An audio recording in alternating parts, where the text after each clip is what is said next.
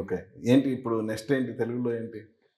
చూస్తాము. ఇది రిలీజ్ అయిన తర్వాత థింక్ చేస్తాను. మీరందరూ ఎంత అప్రిషియేట్ చేస్తారో, మళ్ళీ ఏం వెల్కమ్ చేస్తారా? రా అంటారా? లేదంటే పో అంటారా? చూస్తాను. రా అంటే వస్తాను. కాదు, ఉపేంద్రని ఎప్పుడు రా అని అంటారు కానీ పో అని ఎవరు అనరు. మీరే చెప్పారు పో ఎప్పుడు అని. రా చేసే టైంలో పో ఎప్పుడని నేను అనలే. అవునవును. అంటే పో అనేది టైటిల్ గా పెట్టమని ఉంటారు అంతేగాని. అదే మీరు అప్పుడే చెప్పారు ఇండైరెక్ట్ గా రా ఇంటర్వ్యూలో పో ఎప్పుడు చేస్తారు అని. ఇంకోటి నేను అందుకే వెళ్ళిపోయాను. మళ్ళీ ఇన్పుట్ రా అంటేనే వస్తాను. కానీ ఉపేంద్ర ఎప్పుడు వచ్చినా ఆదరించారు కదా. Thank you. డెఫినెట్ గా ఐ హావ్ దట్ ఇది. మీకు ఆ ఇమేజ్ ఉంది 2 తెలుగు రాష్ట్రాల్లో. డెఫినెట్ గా ఐఎమ్ సో బ్లెస్డ్ యాక్చువల్లీ. నన్ను ఇంత అభిమానిస్తారనేదే నా ఇది గాడ్స్ బ్లెస్సింగ్ అంతే. రీసెంట్ గా రీ రిలీజ్ చేశారు కదా, ఉపేంద్ర రిలీజ్ చేశారు ఇక్కడ. ఉపేంద్ర అక్కడ చేశారు, ఇక్కడ చేశారు. ఓకే. అవునవును. ఇప్పుడు అదొక ట్రెండ్ వచ్చింది కదా. రీ రిలీజ్ ట్రెండ్ వచ్చింది. అవునవును. సో అలా మీ సినిమాలు మళ్ళా ఇంకా రీ రిలీజ్ చేయాలనుకుంటే ఏ సినిమాలు ప్రిఫర్ చేస్తారు? ఇది చాలా ప్లాన్ చేస్తున్నారు. బుద్ధివంతుడు ప్లాన్ చేస్తున్నారు, ఆటో శంకర్ అని ప్లాన్ చేస్తున్నారు, చాలా అలాంటివి ఉంది. రక్త కన్నీరు ప్లాన్ చేస్తున్నారు. సో తెలుగులో కూడా చేస్తారు, అది ఓన్లీ కన్నడ వరకే? తెలీదు.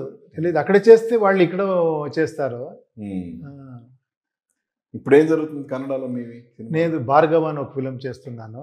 నెక్స్ట్ లెవెల్ అని ఒక ఫిలిం షూటింగ్ స్క్రిప్ట్ వర్క్ జరుగుతూ ఉంది. సో ఇప్పుడు అంతా పాన్ ఇండియా అంటున్నారు కదా. సో మీ సినిమాలు ఇప్పుడు రాబోయే సినిమాలు ఏమైనా? ఇప్పుడు 45 అని ఒక ఫిలిం వస్తూ ఉంది. నేను శివరాజ్ కుమార్ అండ్ రాజ్బీ శెట్టి ముగ్గురు చేశాము. అది కొంచెం ఆల్ లాంగ్వేజెస్లో ప్లాన్ చేస్తున్నారు, కొంచెం హ్యూజ్గా. ఓకే. రమేష్ రెడ్డి అని ప్రొడ్యూసర్, అర్జున్ జన్యా అని మ్యూజిక్ డైరెక్టర్. ఆయనే ఫస్ట్ టైం డైరెక్షన్ చేశారు. ఆ ఫిలిం 45 అని వస్తూ ఉంది. December 25th రిలీజ్ అది. అంటే షార్ట్ పీరియడ్ 1 month లో వస్తూ ఉంది. అవునవును. Okay okay. అవునవును. రీసెంట్ గా మీకు బాగా నచ్చిన సినిమాలు తెలుగులో కానీ అటు కన్నడలో కానీ? అలా కాంతారా చూశాను రీసెంట్ గా, చాలా నచ్చింది నాకు. అదే లాస్ట్ చూసింది. నేను బాంబేకి వెళ్ళాను ఏదో వరకు, అక్కడ చూశాను నేను. సో కన్నడ ఇండస్ట్రీ కూడా పాన్ ఇండియా లెవెల్లో పోటీ పడే స్థాయికి ఎదిగింది కదా. అవునవును. సో ఏంటి దానికి బేస్ ఏదనుకోవచ్చు?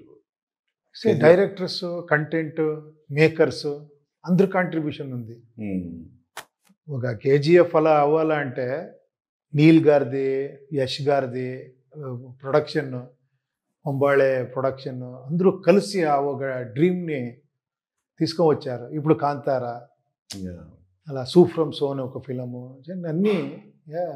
జనరల్గా ఏమవుతుందంటే ఈ పాన్ ఇండియా మోజులో ఒక రీజనల్ లాంగ్వేజ్కి పరిమితం అవ్వాల్సిన కొన్ని సినిమాలు కూడా పాన్ ఇండియా అనే ఒక భ్రమలో పాన్ ఇండియాలో రిలీజ్ చేయడం అనేది లేదు. అందరూ చేయటం లేదు, ఇప్పుడు రీజనల్ గాను చేస్తున్నారు ఫిలంని. అప్పుడు ఒక 90% అక్కడ రీజనల్ గానే రిలీజ్ అవుతుంది. కొన్ని ఫిలం పాన్ ఇండియాకి చేస్తారు. If they believe that actually this can be వేరే లాంగ్వేజ్ చూడొచ్చు, అలాంటి కంటెంట్ ఉంది అని బిలీవ్ చేసేవాళ్ళు వాళ్ళు 4-5 లాంగ్వేజెస్ చేస్తున్నారు. కానీ మీరు కబ్జాని అలాగే పాన్ ఇండియా స్థాయిలో ఇది వాడు చేయాలి అని చంద్రు గారు అలా ఇది చేశారు. యాక్చువల్లీ నేను ఈజ్ ఏ బిగ్ బడ్జెట్లో చేశారు, సెట్స్ గిట్స్ అని వేసి చేశారు. అందుకే అది ప్లాన్ చేసిందే అలాగే ఆయన, నేను ఇలాగే చేస్తాను అని. ఓకే. ఆయనకి ప్రాబ్లం ఏమంటే ఇది వచ్చేసింది, కోవిడ్. 1 year స్టాప్ అయిపోయింది, మళ్ళీ ఇంకో కోవిడ్ వచ్చింది. 2-3 years పాపం చాలా struggled actually to bring that film out.